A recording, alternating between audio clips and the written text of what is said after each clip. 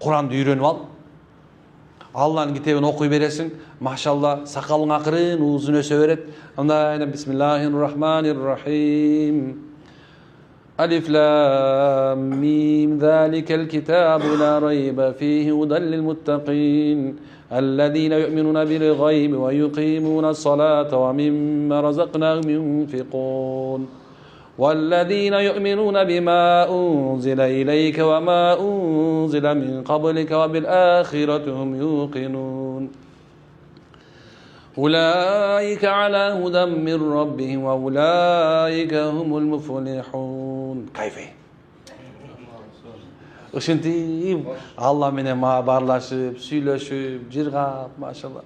Анан кээ бирде коркуп каласың. Ал-Qaри'ату мал-Qaри'а ва ма адраака мал-Qaри'а дегенде титиреп, кокуйгун, чын окшогон болуп кетти. Ааламат келет абы.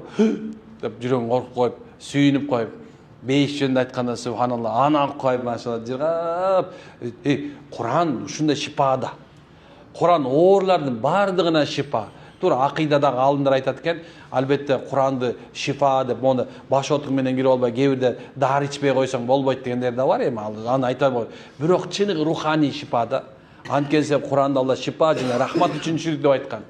Окуй берсеңчи, жаш кезиңде дагы рахат аласың, орто жашыңда дагы, карганда да рахат ала бересиң Курандан. Момундай сонда мен аябай ыраазы болом да.